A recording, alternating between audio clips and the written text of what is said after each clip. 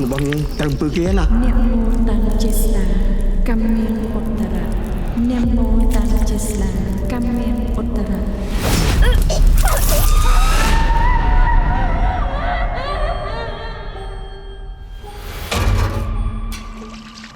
បងកវ៉ាន់បងចាប់អារម្មណ៍ថៃនឹងមែន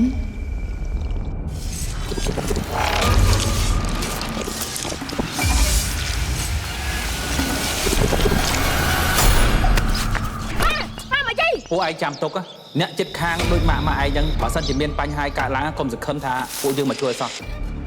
បាទនេះឯងចាំទុកណាបើទោះជាយើងស្លាប់ពួកយើងមកចាត់ទៅវាដែរបងជឿលើរឿងអំពើអត់គ្រួសារបងត្រូវគេដាក់អំពើហើយអ្នកចិត្តខាងនេះគួរឲ្យខ្លាចហ៎បង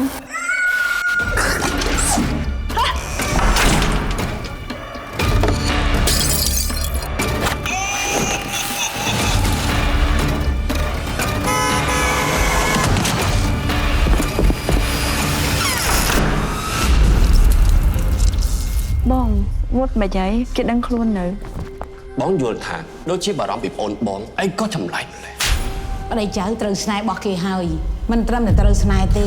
ហើយមិនត្រូវអំពើរបស់គេនៅក្នុងខ្លួនទៀតតែបើយើងចង់បំផ្លាញត្រូវតែទៅបំផ្លាញឲ្យដល់អសនៈរបស់គេ